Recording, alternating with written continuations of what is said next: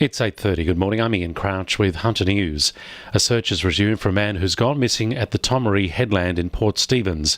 Members of the public came across abandoned personal belongings on the headland at about 11 a.m. yesterday and called police.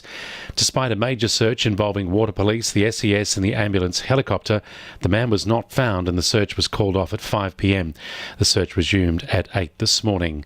There's still no sign of a man on the run from police in Singleton. Jay Mason was in custody at the Singleton police station yesterday afternoon when he made good his escape. The search is continuing this morning for the 26-year-old who is shirtless, has short brown hair which is shaved at the sides and longer at the back, and has a Jim Beam tattoo on his back, a full sleeve tattoo on his left arm, and tattoos on his chest. We've posted a photo of Mason on the 2NURFM Hunter News Facebook page. Hunter MP Joel Fitzgibbon has decided not to contest the Labor leadership after saying earlier this week he would run if other candidates weren't prepared to focus on regional areas.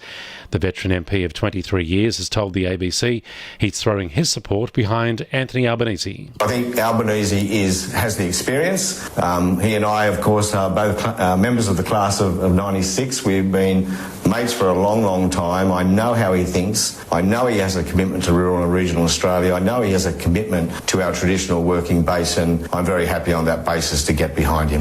A couple from Bar Beach have allegedly been caught red-handed stealing a safe from a business in Cooks Hill. The pair set off a silent alarm at the Derby Street business early yesterday, with police surrounding the building. They say a short time later, a 26-year-old man exited the building with the safe on a trolley. He was arrested along with a 36-year-old woman who it's claimed was brandishing a machete. Police allege the man is responsible for a recent crime spree around the hill. Fire has destroyed a caravan and caused minor damage to a boarded-up church at Tanambit this morning.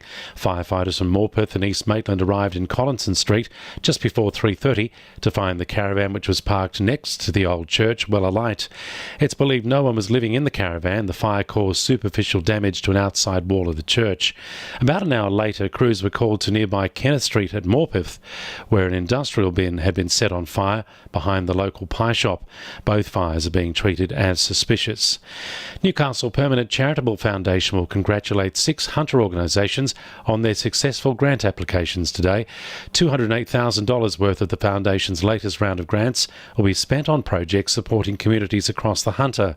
Chair Phil Neate says the Foundation focuses on supporting groups which look to improve social outcomes for communities. There's a lot of smaller projects throughout the community which is helping youth who are in foster care, in some areas helping med sheds, which we've done a lot before, and a lot of education programs for youth again. 2NURFM Sport.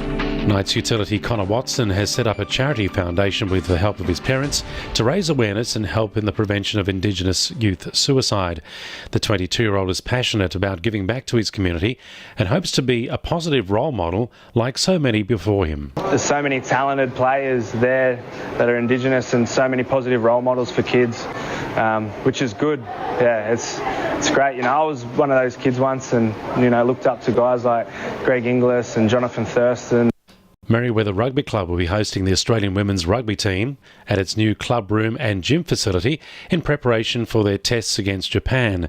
During July, the Wallaroos will use the facility for 2 weeks as its training base and will be playing Japan in both Newcastle and North Sydney. Merewether Club President Stephen Reid says it's a good example of the positive outcomes of when sporting clubs and local council works together. And Newcastle is one of a number of cities in contention to host the NRL Nines competition next February. And the winning numbers in Wednesday Lotto are 34, 7, 30, 14, 42 and 4, and the supplementaries are 20 and 32. 2NURFM News Time, 26 to 9.